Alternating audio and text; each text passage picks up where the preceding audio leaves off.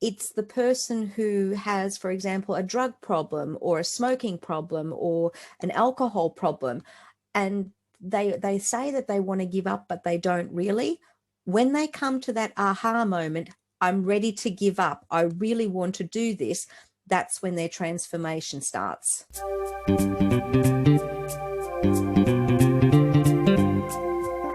Hi, and welcome to the Innovative Mindset Podcast. I'm your host, Isolde Trachtenberg. On the show, you get my conversations with peak-performing thought leaders, creatives, and entrepreneurs. We explore how you can innovate through creativity, compassion, and collaboration. I believe that innovation combined with compassion and creative thinking can save the world, and I aim to bring you ways you can do it too. If you're enjoying the show, I'd be super grateful if you could support it by buying me a cup of coffee. You can buy me a cuppa at buymeacoffee.com/Isolde T. And now, let's get on with the show.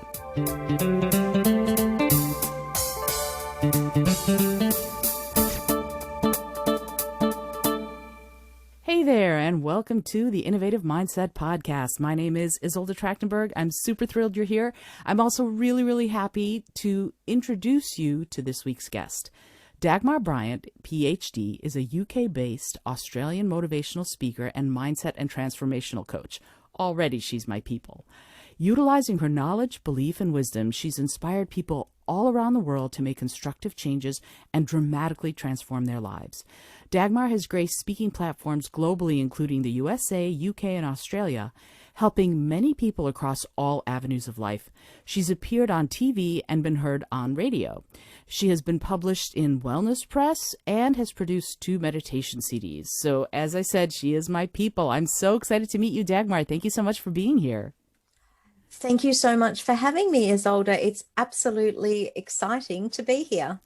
This is wonderful on so many levels. We were just chatting about the fact that we have some things in common from when we were kids. We both moved to different countries when we were little and had to sort of get used to a new culture and a new way of doing things.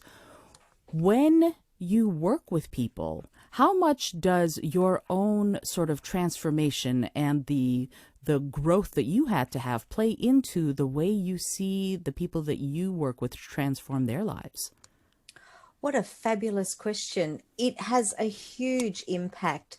When you go into the personal development field, you find that your own issues need to be dealt with first. So there are going to be things that come up in your own life that you've either had experience with or that you have familiarity with in some way. And then somehow on a kind of woo-woo universal kind of way, people feel that from you and they are drawn to you. They understand that there is something that they can help you with. So for me, I definitely had a huge transformation moving from Germany to Australia when I was 6, almost 7 years old.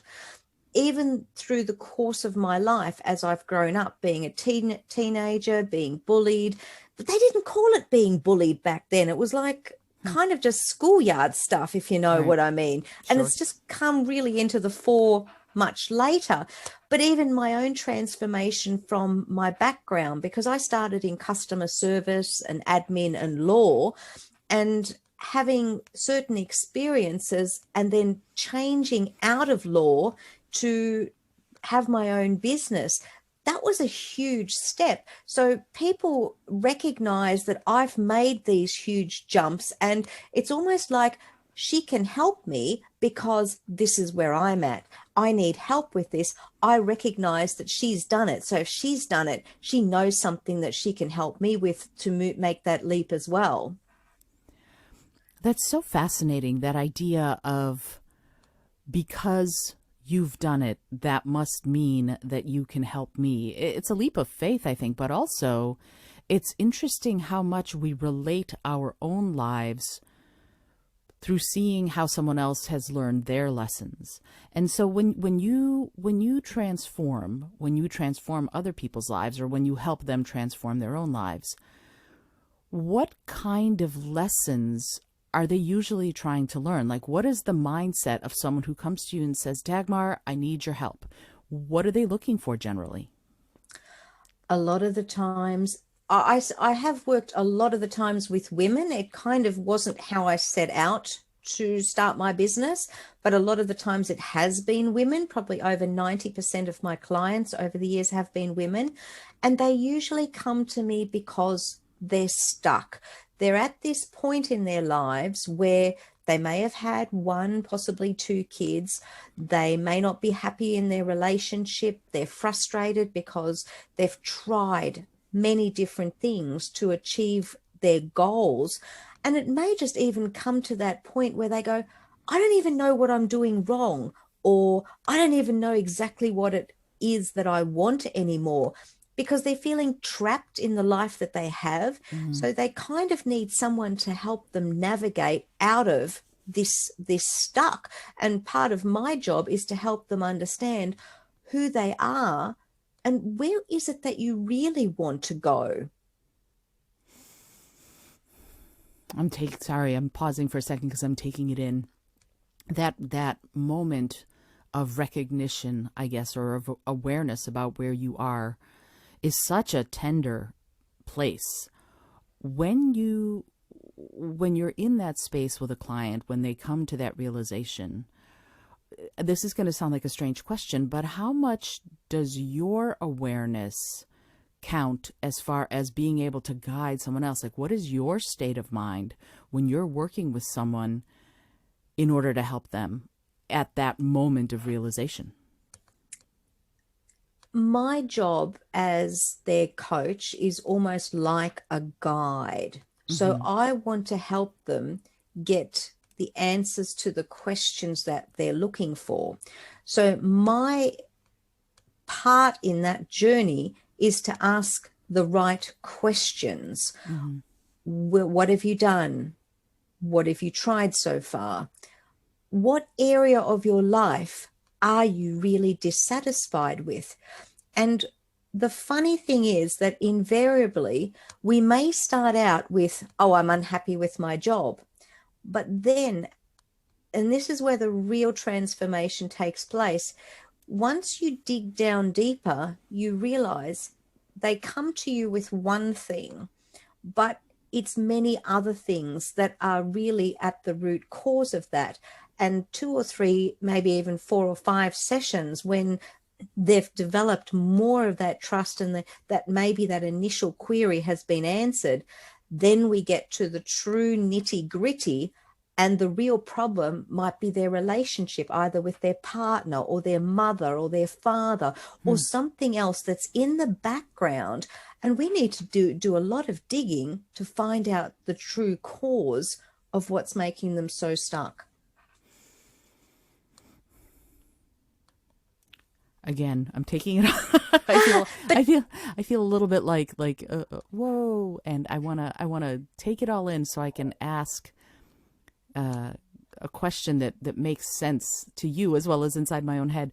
So, if they are in that space and they find out, they figure out or discover or uncover the sort of the core issue. This is a strange question, but it sounds like it's almost psychology.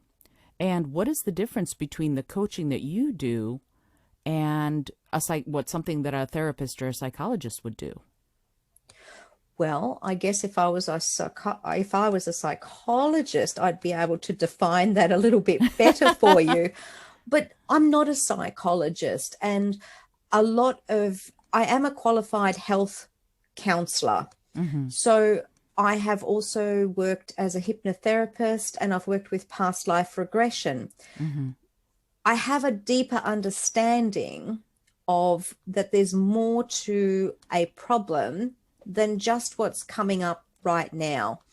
Invariably, there will be patterns that we uncover. And when we're working with a client, and I hope I'm answering your question here, we need to really understand that there's more layers that need to be uncovered. So, me as a coach, I don't try to be a psychologist. I come from it because with coaching, you do actually do a lot of NLP, and that's where the hypnotherapy comes in as well. So you come at it from a slightly different perspective.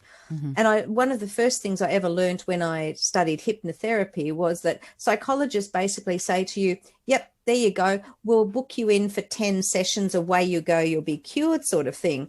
And I thought that was a very strange take on it, because we're human beings. 10 sessions doesn't mean that you're automatically fixed. We have so many layers within us and so many experiences that we need to look at to work out, well, what really is going on. And a lot of the times things can get worked through rather quickly, Mm-hmm. but there's no sort of one size fits all. And I think psychologists probably do that, whereas a coach will, in a lot of times, and I know I do this, intuitively work with a client in terms of what they say. And it's like our conversation. It is a conversation that you're having with your client to see where it leads, to see what unfolds, rather than having a script that you're using with them. And that's like the be all and end all. And I don't work like that. Mm-hmm. Does that make sense? Does that answer your question? It does, and it's interesting because I'm a coach as well, and when I work with my clients, that what you just said about being intuitive, I think is so important. When you are in that space of being of accessing your intuition, how do I mean, first of all, you have to trust it, right? You have to trust your own intuition about what you're hearing, about what the conversation is. But Mm-hmm. how do you utilize your intuition in order to be able to help a client transform? Like, what is that process internally for you as a coach? I guess I like to call it an inkling. There's something that just pops into your head. And as you say, you have to trust what's kind of being given to you, whether we call that from our guides, whether we call that from our higher self, however you define your own intuition, how it works. But Mm-hmm. you get an inkling, and I like that word because it's like an intuitive hit, and something is telling you that there is more to be uncovered about a particular thing that is being discussed.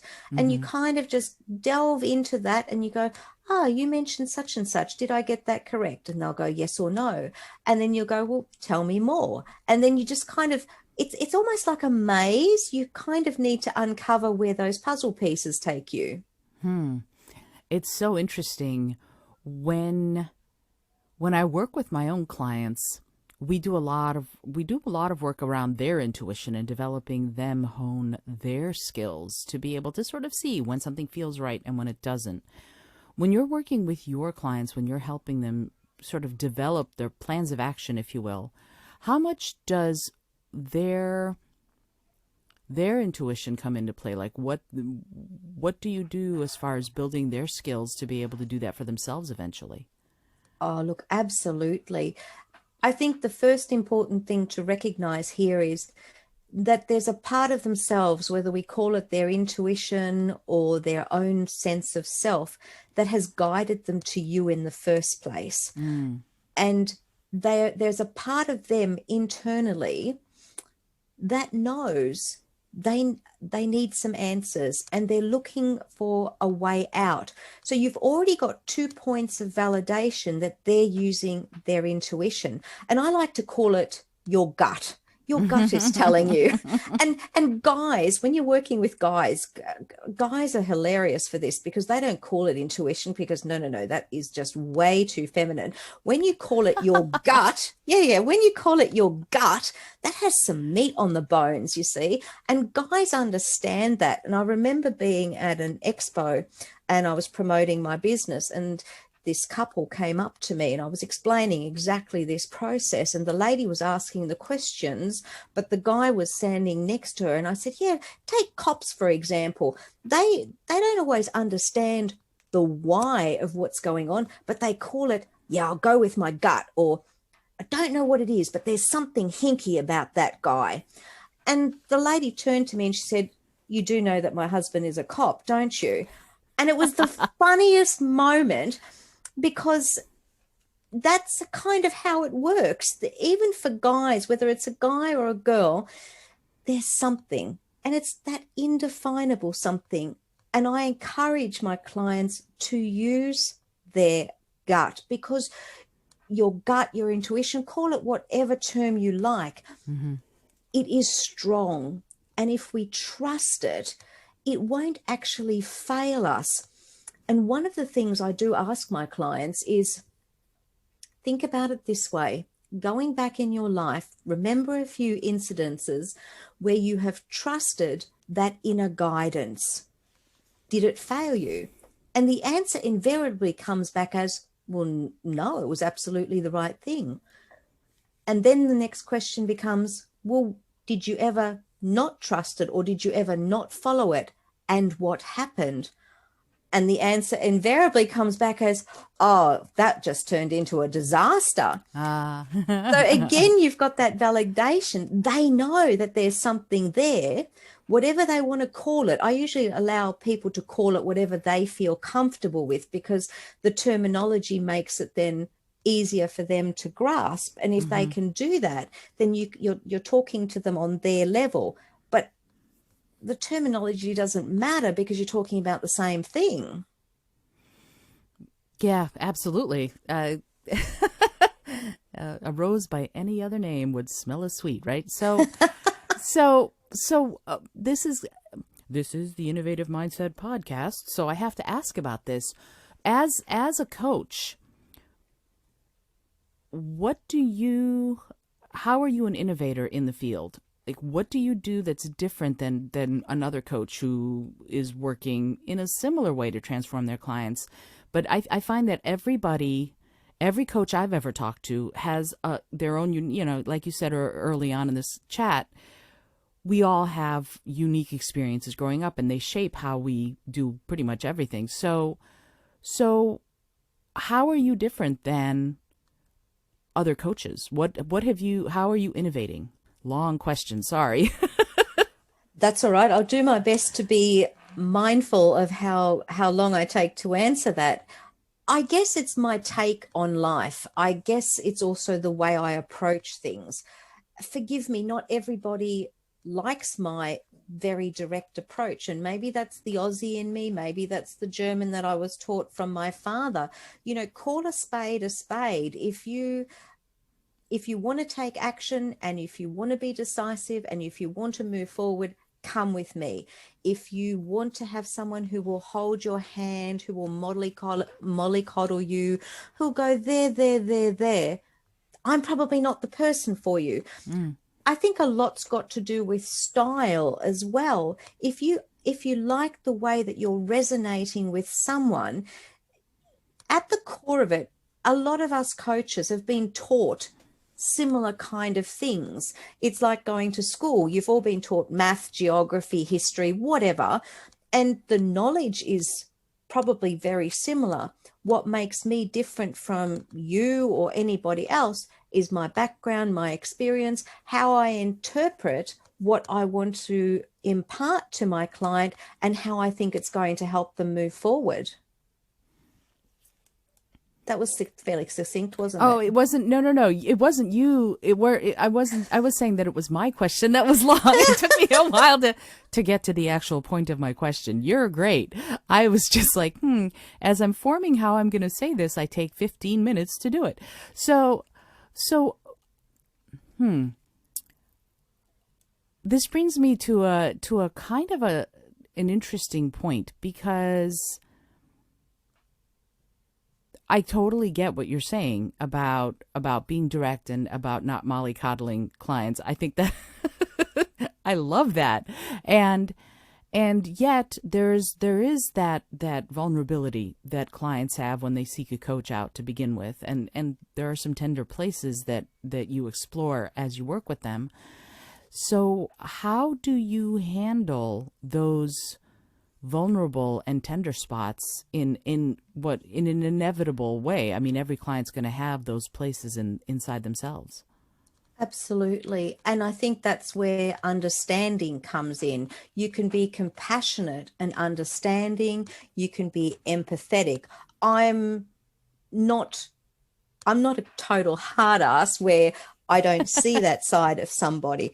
So, of course, I can understand if someone's gone through grief and loss, and I can, definitely work with all of that because I'm sure, as you would appreciate as well, we've all had loss in our lives, whether it's the loss of a loved one, whether it's the loss of a relationship, it can be a physical loss, whatever that happens to be.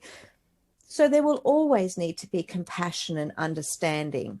But at the core of it, if you're going to give me BS, then I'm sorry, I'm not in. If you're going to tell me your grandmother died 3 times, I'm sorry, that just doesn't work for me.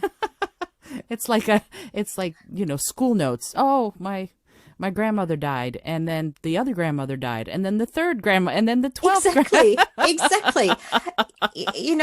And my dog ate my homework. Now, come on, really? You're a grown up now. You can deal with this. Oh, absolutely true. Absolutely true. And yet, it's funny. And this is something that I don't know if this happens to you, but I've had clients who have gotten into this place where they were trying to please me rather than work through themselves. It's almost like they had this thought that I expected them to do X, Y, and Z. And so that's why they were doing it rather than because it was for their own self-improvement and growth. How much do you think we do that? How much do you think we as people sort of do what we do because of others' expectations on us? What do you think that's about, and how often do you think that happens? I would say that is absolutely huge. I would say that it happens a lot. And I've been guilty of it myself because for me, I pretty much it was my father, and I wouldn't say I idolized him, but my father had a special spot for me in terms of who he was Mm, and the way his outlook was on life. He had a big influence on my life. And when I was making decisions to move forward when I was in my teens in terms of my own career, I did listen to him. Not always, that wasn't always the best thing to do, but mm, I did want in some way to please him. So mm, when I wanted to be a flight attendant and my father said, "Oh, no, no, no, that is no good. You know that they're only glorified waitresses." And I'm going, "Oh, crap." Like, for me, being a flight attendant was my dream because here I could go travel the world. I could do whatever I wanted to do in terms of seeing places while still, working for an organization. But my father drummed it down to something so simplified. And I thought, well, at the time, you know what it's like when you're a teenager, it has such an impact on you. And for a lot of clients, I've seen that too. If the father or the mother is an influential person in the community or they have their own business, well, then there's almost an expectation, and it's often the son, but also the daughter, who gets pushed into following a similar career to follow the path in that business. Daddy is a lawyer, so we want you to be a lawyer, and we want you to keep on with the family occupation. So I think there is a lot of that goes on. hmm. And how do we break free of that? What are your thoughts on that? I guess step one is recognizing it. Where does it come from? Mm, That's always a big aha moment when we realize, that's where that came from. That's kind of the first step of breaking a cycle. It's the person who has, for example, a drug problem or a smoking problem or an alcohol problem, and they say that they want to give up, but they don't really. When they come to that aha moment, I'm ready to give up, I really want to do this, that's when their transformation starts. and it's an ongoing thing, isn't it? It's something that once you start, you can't unsee it. You can't unknow it. Yes, that's right. And having worked with clients in hypnosis, you do realize that often there are patterns in when you say pleasing someone, it's the person who comes to me, usually a lady, because like I said, that's the majority of my clientele, who comes to me because she's having a problem in her current relationship. And then when we dig deeper, she's had many relationships that have the same kind of pattern that goes on in that relationship, whether it's abuse on a physical or on an emotional level, when you're talking about someone who totally disempowers her, various other things. But often there is a pattern there. And the first step in breaking that is recognizing that, so that then you can let go of those ties. It's interesting. The recognition of the pattern, I think, yes, I absolutely agree. It's crucial. And then that next step of going, okay, now I have to build the time between recognizing the pattern and what I do about it. And when you're talking about that, when you're talking about changing our behavior, now that you have this awareness of that this is your pattern, the next thing is to begin to change the behavior. How do your clients do that? What do you do to help them increase their chances of breaking some of those patterns? I think we have to go back a step almost before that, Isolde, because sometimes clients even recognize that they don't want to do anything about it. And that in itself can be really, really empowering. Mm. And I can think of the example of New Year's resolutions. And how many times have you heard someone say, oh, I'm going to give up smoking. Oh, I'm going to lose 10 pounds or 10 kilos, whatever it happens to be. And they move along into the year, and it's January and it's February, and lo and behold, they're still smoking. They're still following the same routine with their food. And then you have to ask the question, well, do you even actually want to do anything about it? You can't help someone who doesn't want to do anything about it. So again, the first recognition is even asking that question. Well, are you committed? Do you really want to do something about it?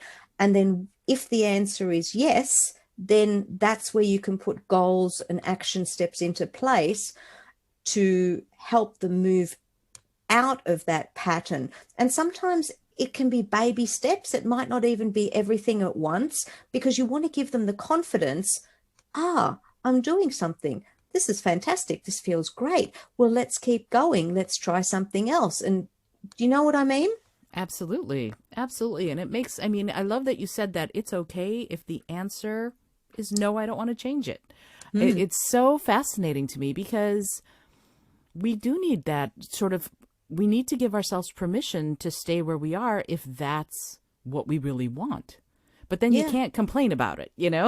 Oh, yes. Yes, that's true. Absolutely. I mean, some people will complain about anything and everything, but we have to recognize our objections. And it comes down to, well, okay, you can tell me that you want to, but then you tell me, oh, but I can't because don't have time, or I don't have this, or I don't have that. I don't have the money, or it's not the right time for me, or my grandmother's sick, or something. And you've got to break through those objections and say, well, okay, you're bringing up a lot of stuff here. Is this actually real? How often are people willing to be honest with themselves about that? That's a very good question.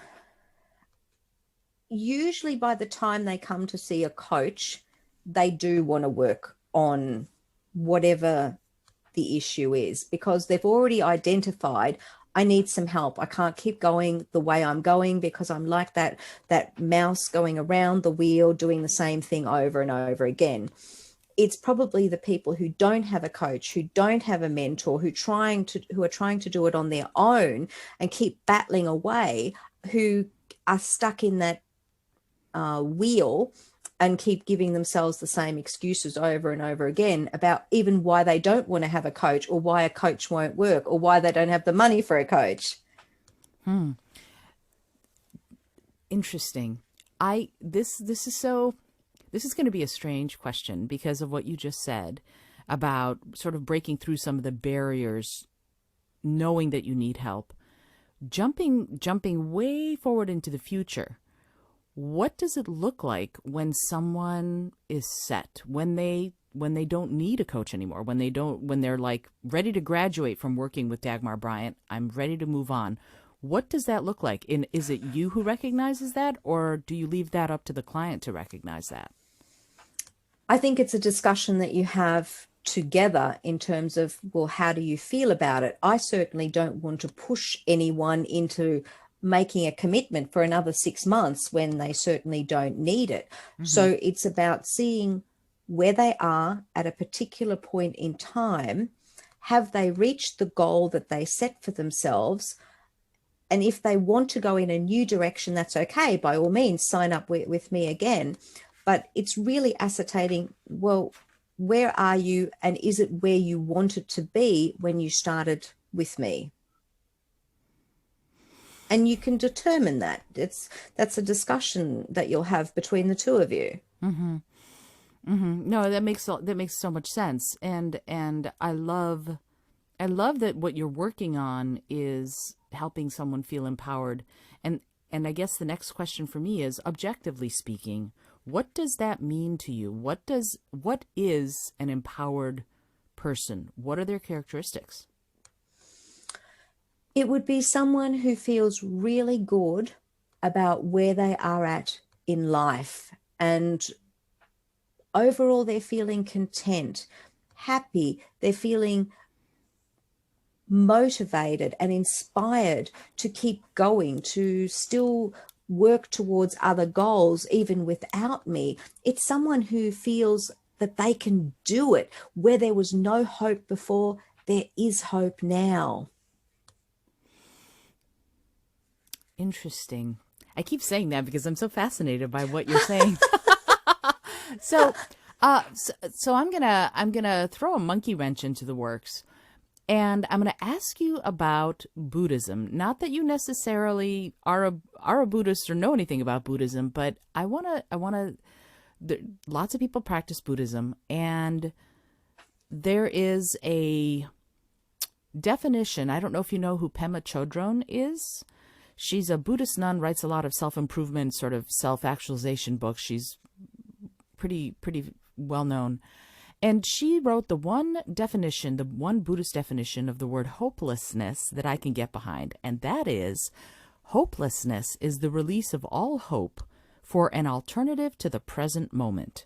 And the reason I want to talk to you about that is because you said where there was no hope before, there is hope now. Mm-hmm. And so what, looking at that definition of hopelessness, like sort of not trying to have something that is alternate to where you are and feeling the frustration of that, but instead allowing yourself to be peaceful with where you are. How does that correlate to your notion of hope versus no hope? Well, Buddhism or not aside, I would say everybody needs hope in some way. Mm-hmm. The most,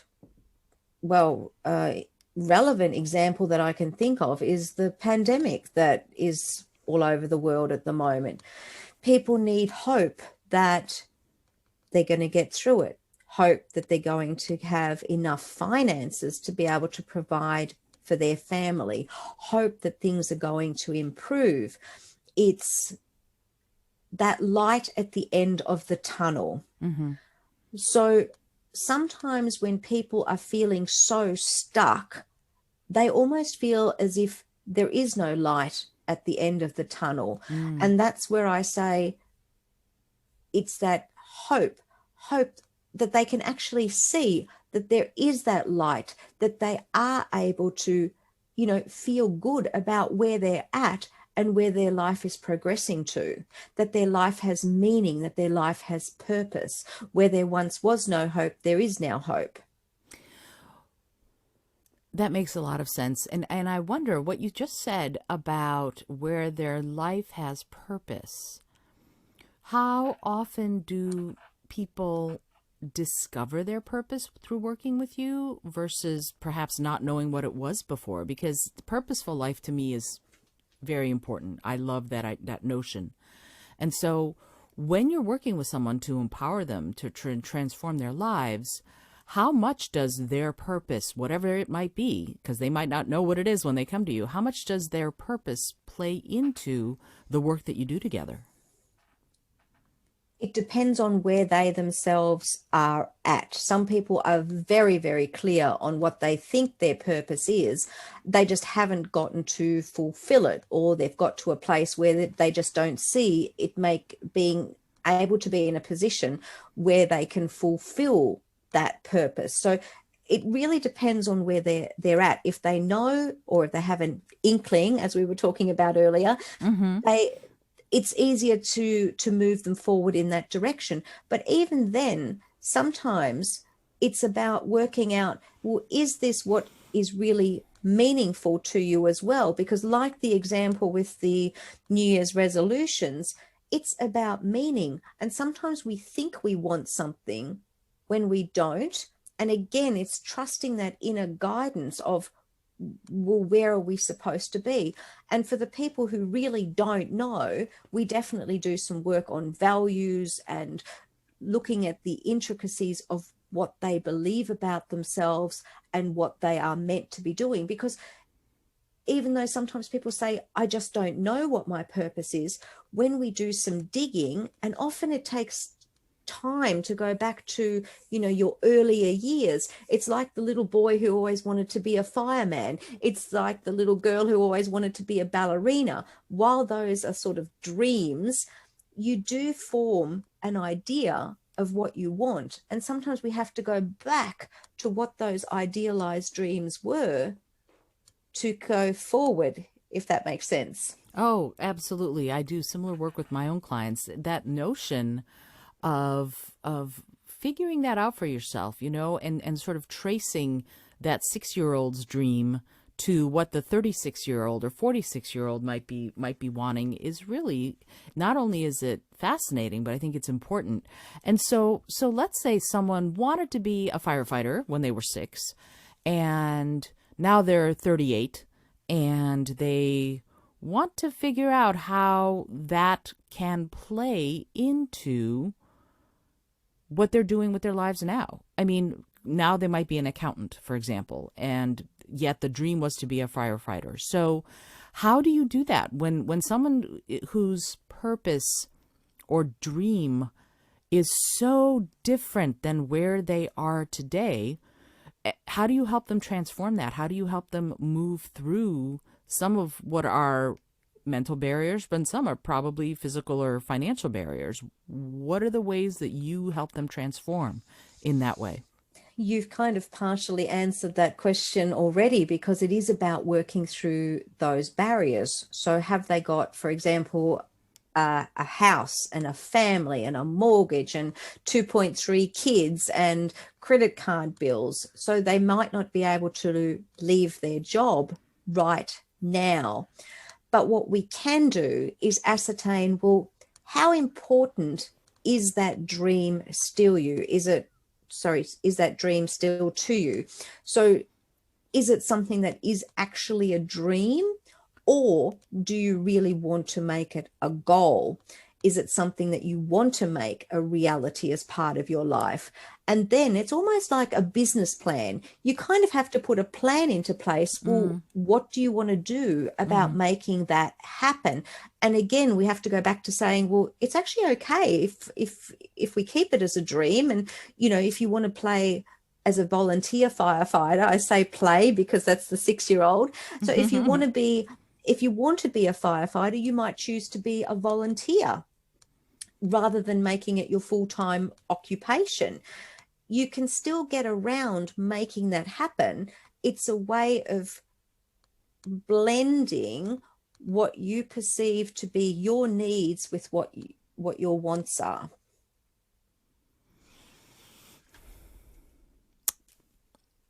I love that. I think that's great. I do. I think that's so great because I think so many of us find ourselves in positions where we don't know. We just don't know what the next step should be. And you're standing there and you're going, there are any number of directions I could go, but because there are so many directions, I'm confused and I don't go anywhere. And I feel like a coach helps you figure out what some of the better directions might be, and also helps you figure out which direction you might want to start walking in. And sometimes you don't realize the direction is the wrong direction until you've gone a few steps in that direction.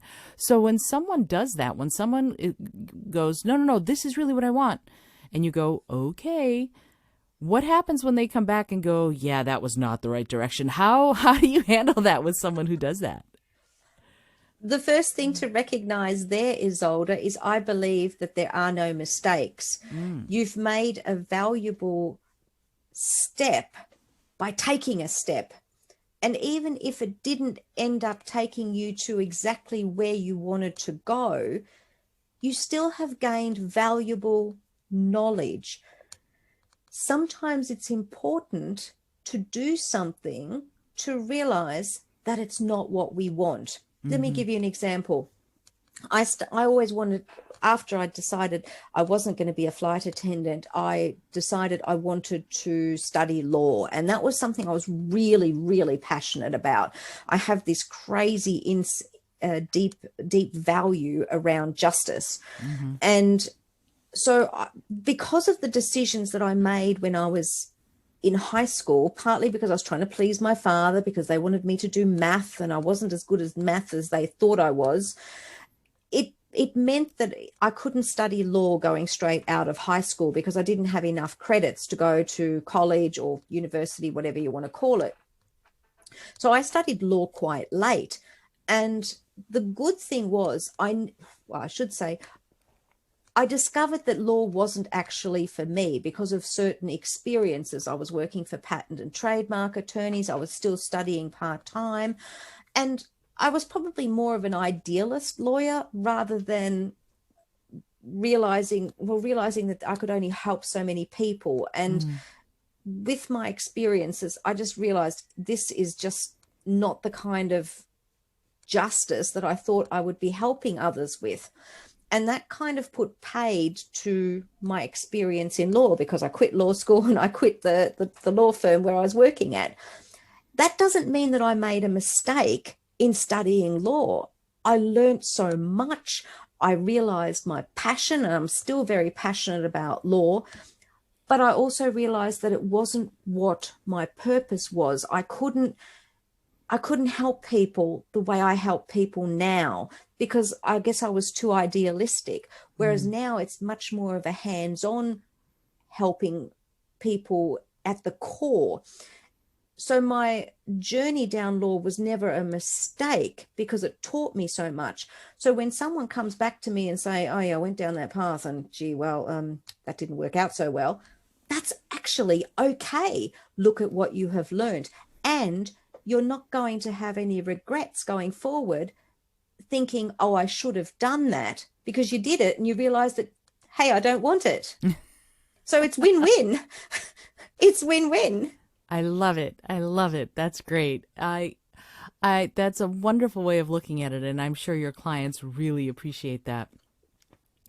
Dagmar, I am so grateful that you've taken the time to chat with me here on the show. This has been such a delightful conversation, and I would love to find out from you where someone who might want to know more about you and your work could find you. What are you, I'm going to put all of that stuff in the social media, in the show notes, but I would love it if you would just say where someone might go to find you on, say, Instagram or Facebook or any one of the other very many social media platforms.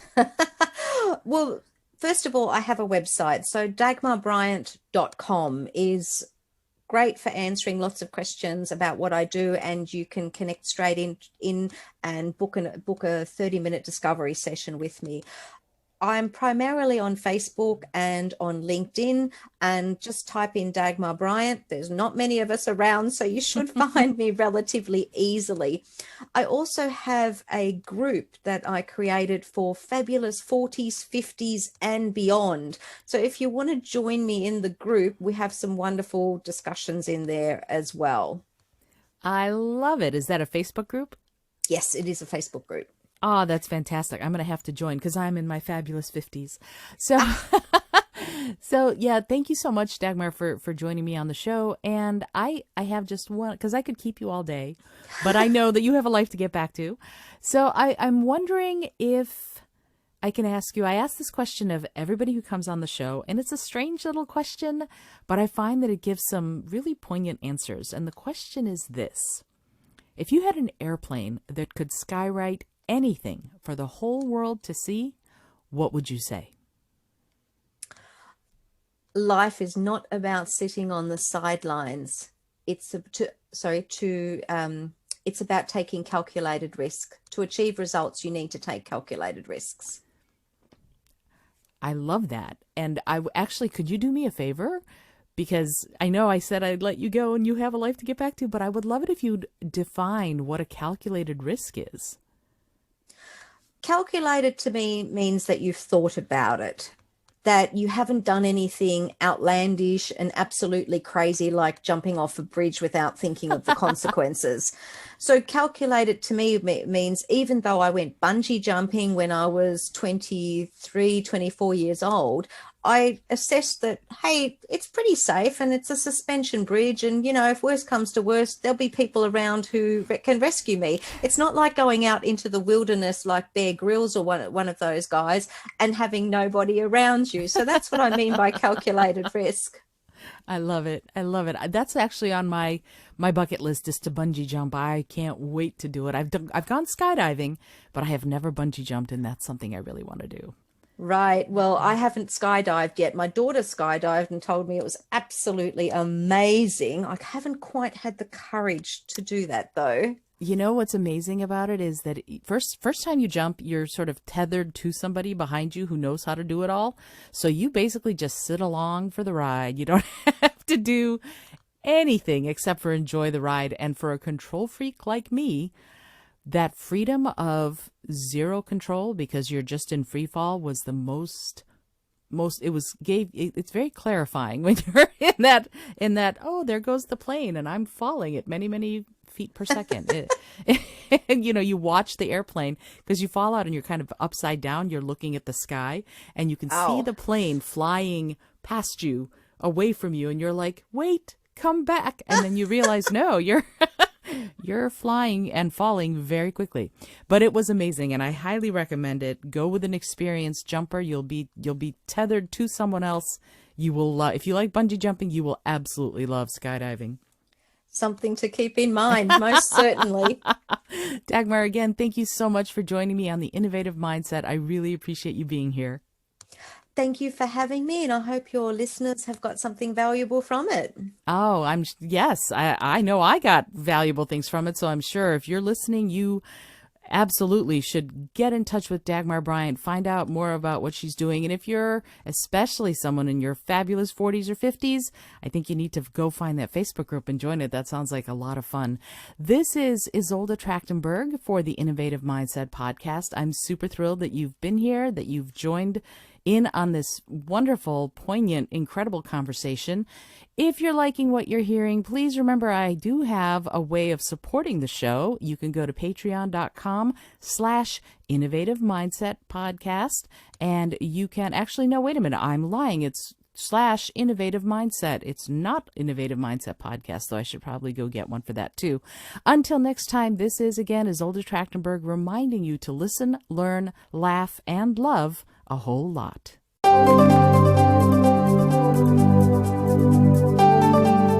Thanks so much for joining me today. I really appreciate you being here. Please subscribe to the podcast if you're new. And if you like what you're hearing, please review it and rate it and let other people know. And if you'd like to be a sponsor of the show, I'd love to meet you on patreon.com/Innovative Mindset. I also have lots of exclusive goodies to share just with the show's supporters there. Today's episode was produced by Isolde Trachtenberg and is copyright 2021. As always, please remember this is for educational and entertainment purposes only. Past performance does not guarantee future results, although we can always hope. Until next time, keep living in your innovative mindset.